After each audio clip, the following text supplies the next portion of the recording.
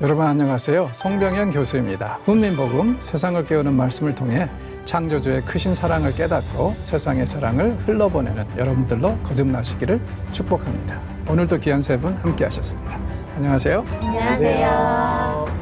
자, 지난주에 우리 7장에서 조금 겁을 먹으셨죠? 네, 특히 이 하이브리드 짐승이 나오면서 상당히 긴장을 하셨는데 다행인 것은 그 하이브리드 짐승도 순식간에 그냥 말 한마디 못하고 사라지더라. 예, 하나님의 절대적인 권위와 이 파워는 그런 거라는 거, 그거 이제 확실하게 우리에게 보여주는 것 같습니다. 그래서 우리가 종말에 대해서 많은 상상을 할 수 있고 뭐 해석을 할 수 있지만 너무 두려워할 필요는 없을 것 같아요. 특히 뭐 대환란에 엄청난 고난이 있을 것이고 이런 얘기들 참 많이 하잖아요. 저는 그런 식으로 생각합니다. 고난이 설령 있다 할지라도 주의 백성들은 분명히 보호를 받을 거예요.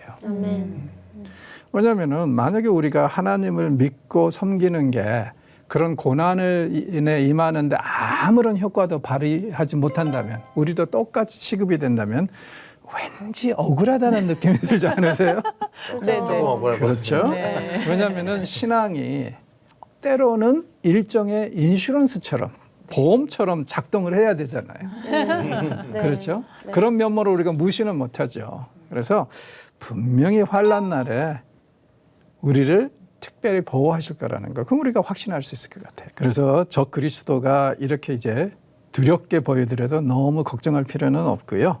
자, 오늘은 양과 염소의 이야기입니다. 8장에서. 자, 그런데 양과 염소라고 그러니까 새로운 짐승들 같죠? 자, 그런데 바로 앞에 나왔던 그 7장하고 연결을 하면은 이 두 짐승은 뭐냐면은 곰, 메데 페르시아를 상징했던 곰과 그 다음에 헬라 제국을 상징했던 네 머리를 가진 표범입니다.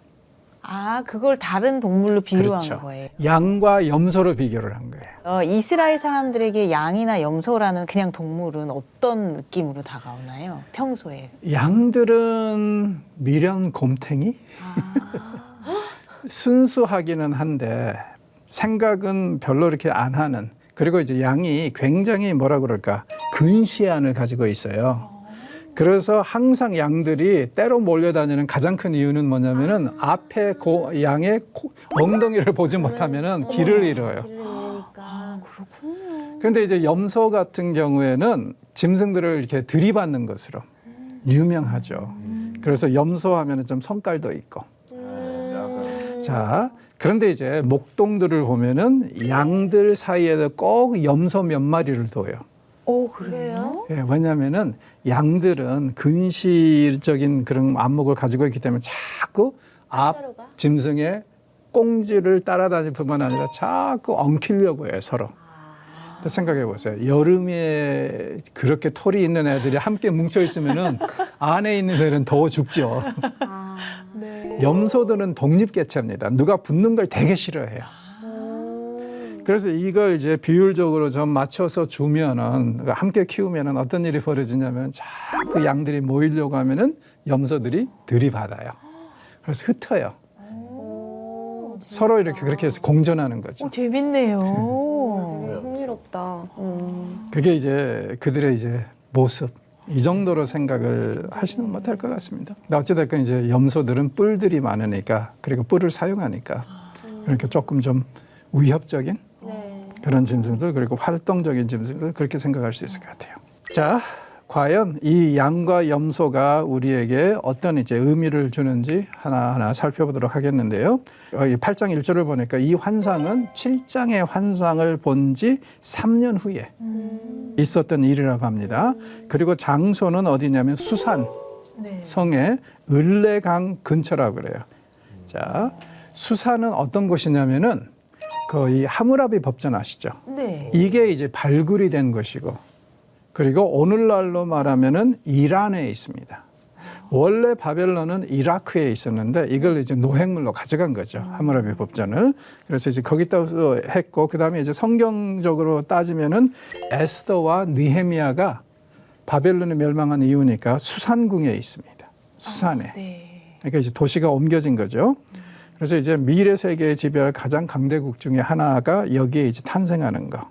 그리고 또 한 가지 우리가 이제 다니엘서의 흐름에서 기억해야 될 것은 2장에서 7장까지는 아람어로 구성이 되어 있었어요. 1장은 히브리어로 시작했다가 그러다가 이제 8장부터 12장까지는 다시 히브리어를 사용합니다. 그렇게 이제 보시면은 간단하게 이해를 할 수가 있고, 이 수산의 위치, 영어로는 이제 수사라고 그러는데 수사의 위치는 이렇게 되어 있습니다. 바벨론에서 한 350km 떨어진 것이에요. 그러니까 바벨론이 멸망하고 페르시아 제국이 형성이 되면서 도시를 옮긴 거죠. 수도를. 그리고 거기에 이제 을레강이 하나 조그맣게 있었다는 것. 그걸 이제 염두에 두고 보시면 되고, 오늘날의 이란에 있다. 여기에서 이제 비전들을 보는데 4절에서 7절을 우리 장혜원 아나운서님 읽어주시죠.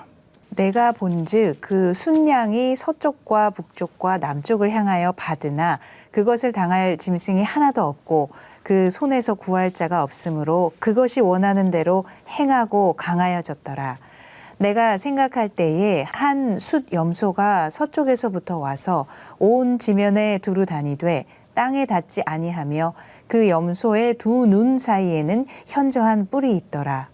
그것이 두 뿔 가진 순양 곧 내가 본 바 강가에 섰던 양에게로 나아가되 분노한 힘으로 그것에게로 달려가더니 내가 본즉 그것이 순양에게로 가까이 나아가서는 더욱 성내어 그 순양을 쳐서 그 두 뿔을 꺾으나 순양에게는 그것을 대적할 힘이 없으므로 그것이 순양을 땅에 엎드러뜨리고 짓밟았으나 순양을 그 손에서 벗어나게 할 자가 없었더라. 아멘. 아멘. 다니엘이 수산에서 환상을 보았는데 순양과 순염소, 네. 이 둘의 대결을 보는데, 먼저 이제 순양이 얘기가 되는데 순양은 두 뿔을 가지고 있고 이쪽 저쪽 다니면서 많은 피해를 입히는 것은 확실합니다. 자, 그런데 이제 5절에 보니까 한 순염소가 나타나요. 자, 양보다는 염소가 훨씬 더 강하다 그랬죠. 네. 예. 그래서 이제 서쪽에서부터 온다. 지금 이 서쪽에서 온다는 것이 무슨 뜻일까요? 그 이 헬라의 권세자들은 예, 서쪽. 그러니까 그리스에서 지금 이 수산에서 바라보면은 그리스는 지금 서쪽에 있잖아요. 네네. 그쪽에서 이제 침략해 오는 것을 이렇게 이제 표현을 하고 있습니다. 그리고 이 숫 염소의 특징은 뭐냐면은 뿔이 두 개가 아니라 한 뿔밖에 없어요. 아, 현저한 뿔이 하나라는 뜻이에요. 뿔이 하나 있어요. 두 눈 사이에. 그러니까 굉장히 강하고 독특한 뿔이 하나만 있더라. 두 개가 아니라. 자, 그래서 이제 이 둘이 싸우는데 어떻게 됐어요? 순식간에 싸움은 끝나요. 네. 그리고 이 순염소의 모습을 표현할 때 굉장히 재밌는 게 뭐냐면은 두루 다니되 다리가 땅에 닿지 않아. 그럼 무슨 뜻일까요? 날아다니나요? 너무 빨라서. 네, 엄청 빨라서 그 옛적에 그 이 만화를 보면은 종종 캐릭터들이 원체 빨리 달 때는 이 동그라미랑 이렇게. 표현하는 게 맞아요, 맞아요. 다리가 안 보이고 네네. 예, 그런 걸 이제 떠올리시면 될 것 같아요. 아니 이런 성경에 이런 귀여운 표현이. 그래서 지금 아주 굉장히 빨리 신속하게 말씀드렸듯이 헬라 제국은 알렉산더 대왕은 10년 사이에 그 누구도 이루지 못했던 제국을 이뤘다고 그랬잖아요. 그러니까 그걸 이제 이런 식으로 이제 표현하고 있어요. 그래서 둘이 싸우는데 이 양은 세상 말로 제비가 안 됩니다. 순식간에 꺾여요. 그래서 엎드려지고 이 짓밟힙니다. 이미지로 보면 우리가 이런 식으로 생각할 수 있을 것 같아요. 아이고. 레슬링 하고 있네요. 네. 근데 역시 염소가 한 뿔을 가진 염소가 훨씬 더 세다. 강하다. 그렇죠? 그래서 순식간에 두 뿔을 가진 양들을 그냥 양을 작살을 낸다. 과연 이제 사건이 어떻게 또 진행되는지 우리 반동현 형제님 8절에서 12절 읽어주시죠. 숫 염소가 스스로 심히 강대하여 가더니 강성할 때 그 큰 뿔이 꺾이고 그 대신에 현저한 뿔 넷이 하늘 사방을 향하여 났더라. 그중 한 뿔에서 또 작은 뿔 하나가 나서 남쪽과 동쪽과 또 영화로운 땅을 향하여 심히 커지더니 그것이 하늘 군대에 미칠 만큼 커져서 그 군대와 별들 중에 몇을 땅에 떨어뜨리고 그것들을 짓밟고 또 스스로 높아져서 군대의 주제를 대적하며 그에게 매일 드리는 제사를 없애버렸고 그의 성소를 헐었으며 그의 악으로 말미암아 백성이 매일 드리는 제사가 넘긴 바 되었고 그것이 또 진리를 땅에 던지며 자의로 행하여 형통하였더라. 아멘. 순식간에 지금 이 순염소가 아주 세상을 다 차지하다시피 해버렸습니다. 그렇죠? 자, 그런데 재밌는 게 뭐냐면은 아주 심히 강해졌을 때 그 하나 있던 뿔이 꺾이고 그 자리에 4개의 작은 뿔이 나온다고 그러죠. 네. 그 알렉산더가 죽고 4명의 장군이 그렇죠. 장군들이 나눠 먹는 거. 그래서 이제 하나는 남쪽과 뭐 동쪽과 뭐 영화로운 땅에 심히 컸는데 여기에 이제 초점이 맞춰져 있어요. 9절. 그 4개로 나눠졌는데 그 중에 한 뿔에서 또 작은 뿔이 나와요. 그 이 4개로 나눠진 중에서 하나는 10뿔을 가지고 있는 그 하이브리드 짐승이라고 얘기할 수 있었잖아요. 앞에서. 네네네. 근데 그 중에 작은 뿔 하나가 나오더니 남쪽과 동쪽과 또 영화로운 땅을 심히 거기서 향해서 커지더라. 그러면은 남쪽 이집트겠죠. 동쪽 뭐 이렇게 메데 페르시아라고 얘기할 수 있겠죠. 혹은 뭐 그리스 제국, 이 지금 바벨론까지. 그리고 이제 영화로운 땅은 어디겠어요? 이스라엘. 그쪽에 엄청난 영향을 미칠 거라는 거. 그러니까 4뿔 중에서 이 작은 뿔이 나오는 이 나라에 초점을 지금 맞추고 있습니다. 그렇죠. 왜냐하면은 이 약속의 땅에 제일 큰 피해를 입힐 거니까. 그리고 이제 10절을 보면은 뭐라고 그러냐면은 하늘의 군대에 미칠 만큼 커져서 그 군대와 별들 중에 몇을 땅에 떨어뜨리고 그것들을 짓밟고. 이게 뭐냐면은 유대교와 제사장들과 유대인들을 학살할 것을 미리 얘기를 하고 있어요. 그럼 그게 로마를 의미하는 건 아니죠? 아니죠. 아, 이건 앞에서는 아니죠. 이제 하이브리드 짐승이 분명히 로마인데 네. 이 사람은 안티오쿠스 에피파네라고 지금 4세라고 해서 다른 사람이라고 그랬잖아요. 묵시문학의 특징이라고 그랬잖아요. 이게. 네. 분명히 이거 같은데 하면서 슬쩍 키를 바꿔버리는 이유는 뭐냐면 확증 짓지 마라. 그래서 이 사람은 분명히 안티오쿠스 에피파네라는 4세라는 거 우리가 알아요. 역사적으로도 다 증명이 돼요. 네. 그런데 마치 어때요? 그 이 10뿔하고 연결이 되어 있는 것처럼 그렇게 얘기를 하잖아요. 네. 근데 10뿔은 분명히 로마 제국이에요. 네네. 그렇죠. 근데 여기서는 10뿔이 안 나왔잖아요, 사실. 네네. 여기는 그냥 양하고 염소가 있을 뿐이고. 그러니까 이 묵시문학이 왜 어렵냐면은 자꾸 이렇게 섞어요. 계속 헷갈리네요. 자꾸 이렇게 섞어요. 왜? 우리를 겸손하게 하기 위해서. 너무 단정하지 말라고. 네. 네. 그렇죠? 그러니까 실체는 분명히 있다는 거예요. 종말에 대한 실체는. 그러나 너무 구체적으로 이 사람이다, 이 사람이다, 이 사람이다 하면서 당정 짓는 것은 옳지 않다. 그거보다 더 중요한 거를 먼저 알아라 이런 말씀이시군요. 종말은 분명히 오고 있고 네. 이런 일들이 있을 거니까 그걸 알면 됐지.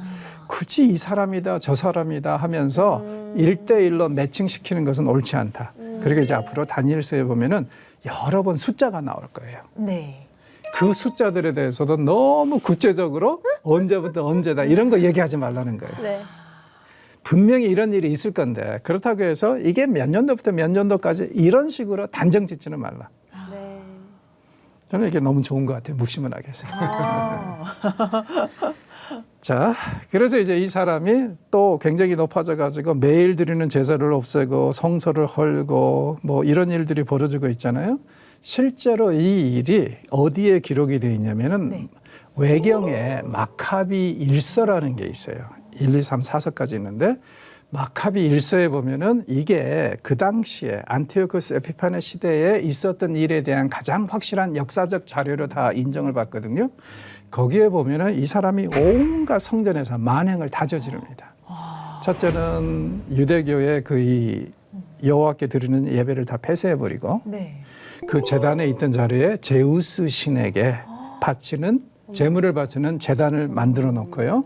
그 위에서 돼지 머리 뭐 이런 것을 드릴 뿐만 아니라 사람들의 해골까지도 올리고 하는. 그리고 유대인들은 남자아이가 태어나면은 8일째 되는 날 할례를 줘야 되잖아요. 네. 또 혹시라도 할례를 행하다가 걸리잖아요, 아이에게. 그러면은 그 아이의 부모를 십자가에 매달아서 처형하고 아이도 죽여서 목에 걸어놓기도 하고. 충격적이에요. 네. 그리고 성경의 일부라도 가지고 있다가 걸리면 그 자리에서 또 처형하고. 어휴, 핍박이 엄청난 수준이에요. 그러니까 이 사람은 정상적인 사람이 아닙니다. 그래서 이 사람을요, 이 사람 이름이 에피파네거든요. 안티오코스 에피파네 4세. 근데 에피파네라는 말이 신의 현현이라는 뜻이에요. 학자들은 한 글자만 바꿉니다. 에피마네. 에피마네 하면은 미친놈의 현현이에요. 죄송해요. 완전히 정신 사이코, 소시오패스. 오늘날로 말하면은 이런 사람. 아이고. 그래서 심지어 이런 재판도 합니다. 돼지고기 먹을래, 죽을래. 네. 사람들 줄 세워놓고. 그럼 우리는 삼겹살로 주세요. 이렇게 될 텐데 유대인들이 돼지고기 먹는 게 신앙을 다 부인하는 상징적인 행위잖아요. 그래서 이 돼지고기 안 먹겠다고 순교하는 사람들의 이야기가 거기에 또 많이 나와요. 그러니까 아주 무시무시한 시대. 그 신약에 보면은 적그리스도 시대가 아주 험난할 거라 그러잖아요. 그게 이미 안티오코스 에피파네 4세 때 다 이루어진 일이에요. 저 손에 땀 났어요. 무서워요. 걱정하지 마요. 주님 안에 있잖아요. 그런 이제 무시무시한 일이 이제 벌어질 그 시대가 이렇게 돼요. 자, 그런데 이제 여기서 보면은 뭐라 그러냐면은 이 2300 주야까지 있을 것이다. 이게 뭐냐? 자, 학자들에 따라서 2301로 보기도 하고 이것을 주야라고 하니까 1150일로 보기도 하고. 자, 1150일이면 한 3년 조금 넘거든. 3년하고 2개월. 이게 아마 맞을 거예요. 왜냐면은 안티오코스 에피파네가 167년에서 164년에 이르기까지 한 3년 조금 넘게 엄청나게 이렇게 핍박을 해야 됐거든요. 그러니까 아마 2300 주야를 이렇게 보면은 맞을 것 같습니다. 그리고 여기에서 보면은 이제 정결하게 된다고 그러잖아요. 성서가 드디어. 이게 뭐하고 연결이 되어 있냐면은 수전절이라고 혹시 들어보셨어요? 네. 하누카. 네. 저는 안 들어. 여기에서 유래가 됩니다. 주전 164년에 안티오코스 에피파네가 완전히 망해서 이제 자기 나라로 돌아가고 예루살렘이 이제 스스로 남아 있게 될 때, 뭐냐면은 마카비라는 사람들이 중심으로 해서 반역을 일으켜가지고 성공했거든요. 그래서 이 유대인들이 그때 이제 정결 예식을 정결 예식을 치러가지고 행한 일이 바로 하누카예요. 그래서 수전절은 오늘날 우리의 크리스마스하고 날짜가 거의 비슷합니다. 그래서 우리는 크리스마스를 기념할 때 유대인들은 오늘날도 수전절을 기념해요. 왜냐하면 성전이 회파됐다가 완전히 깨끗하게 정결하게 되면서 이날은 굉장히 특별한 날이 되니까요. 그런 이제 일이 이때 있었다는 거죠. 자, 알렉산더 대왕 정말 대단한 사람이에요.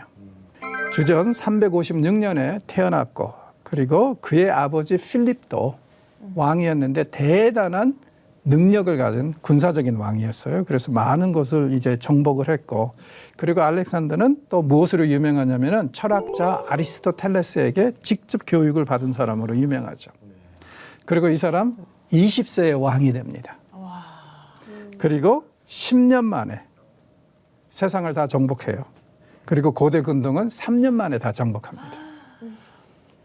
안타까운 것은 뭐냐면은 33세에 열병으로 죽어요. 그가 죽기 전에 이룩한 제국을 보십시오.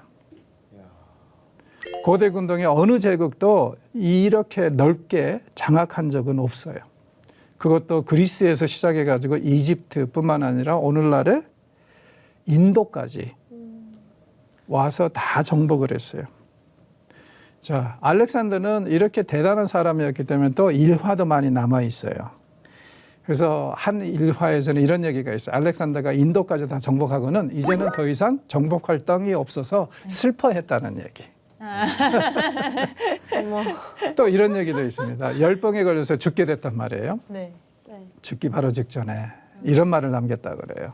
뭐냐면은 결국에는 사람이 죽고 나면 두 평 남짓의 땅에 묻히는데 내가 왜 그렇게 땅을 정복하려고 난리를 쳤나 하고 후회했다는 얘기도 있어요.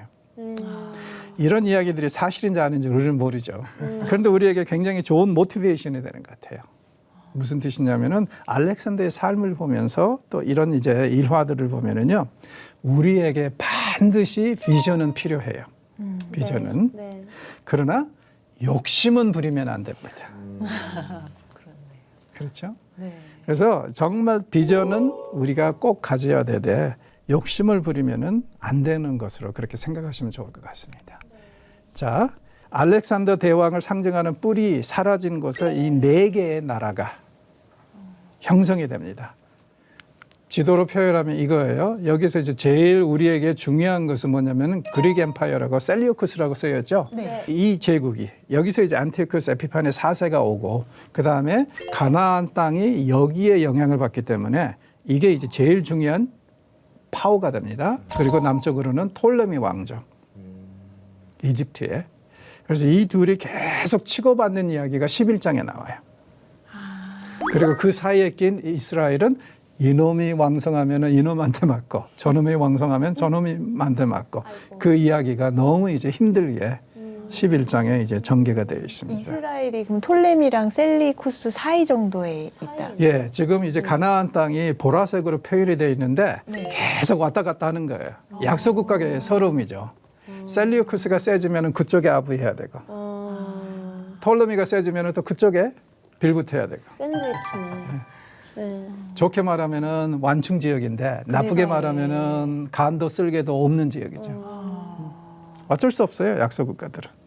이렇게 이제 다시 또 4개의 나라를 표현할 수 있고 그다음에 안티오쿠스 에피파네 4세에 대해서는 우리가 생각보다 아는 게 많습니다. 20절에서 25절 좀 읽어주십시오, 강래희 자매님.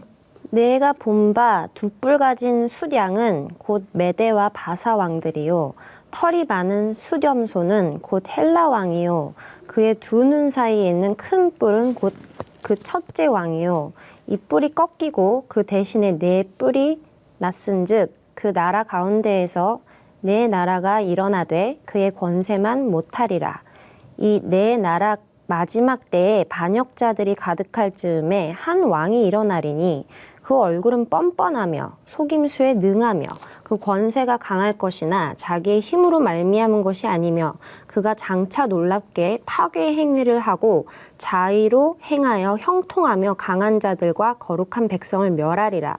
그가 꾀를 베풀어 제 손으로 속임수를 행하고 마음에 스스로 큰 체하며 또 평화로운 때에 많은 무리를 멸하며 또 스스로 서서 만왕의 왕을 대적할 것이나 그가 사람의 손으로 말미암지 아니하고 깨지리라.